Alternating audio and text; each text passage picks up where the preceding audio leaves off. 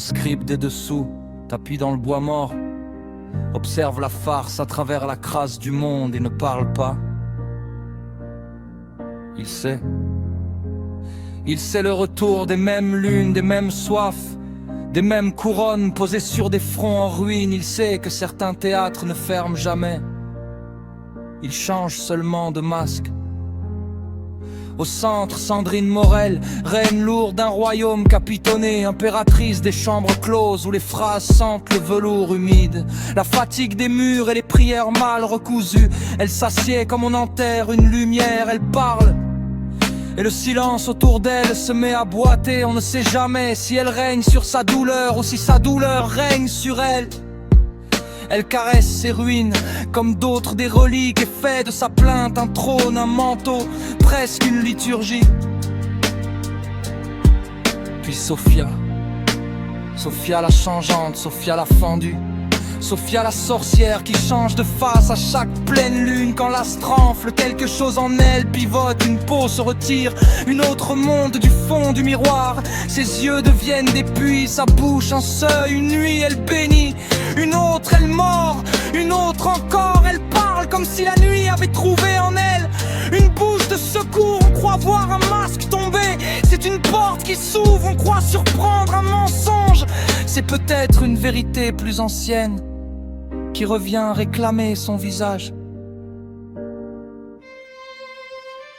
Et puis one shot, girouette de YouTube, sainte bancale des reflets. Elle penche toujours du côté du vent, du bruit, du regard qui s'allume. Elle joue avec le whisky comme on parle au feu dans une maison déjà noire. Elle joue avec les tampons, les traces, les signes, comme si toute blessure pouvait devenir symbole à condition d'être cadrée. Elle rit, mais son rire a la forme d'une chute qu'on aurait maquillée pour l'écran. Elle vacille avec méthode, tombe avec style, revient avec des gestes noyés qui feraient encore semblant de danser. Elle peut toujours dans la poussière, les échardes, le bois qui pourrit en silence. Un scribe des dessous, tapis dans le bois mort, observe la farce à travers la crasse du monde. Il voit tout ce que la lumière oublie. La moisissure sous les couronnes, la panique sous les pauses, la faim sous les prophéties, le vide sous les verres levés. Il voit que ce cirque ne vit pas. Il recommence toujours. Sandrine reprend son trône de plainte. Sophia reprend sa face au calendrier des astres. One Shot reprend son vertige au goulot des reflets.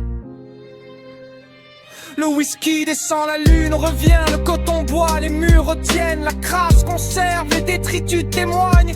Et le monde tourne sur lui-même comme une bête attachée à son propre manque. On pourrait croire à une farce, on aurait raison. On pourrait croire à un rite, à une maladie, à une vieille parabole sur l'âme. Quand elle se regarde trop longtemps dans le noir, on n'aurait pas tort non plus. Car ici, ce qui revient, ce n'est pas seulement le geste, c'est le manque qui l'ordonne. Le manque d'être vu, le manque d'être cru, le manque d'habiter enfin son propre visage, sans demander au public, à la lune ou au verre de le porter à sa place. Alors la rouge gémit encore, le plancher se souvient, les murs respirent mal, le silence engraisse dans les coins.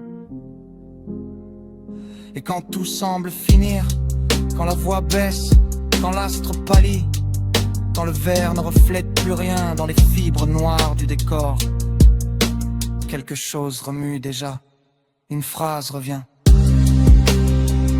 une pause revient,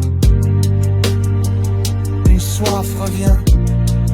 La même scène retrouve ses places comme si personne n'était jamais parti. Alors, sans éclat, sans pardon, sans surprise, un scribe des dessous tapis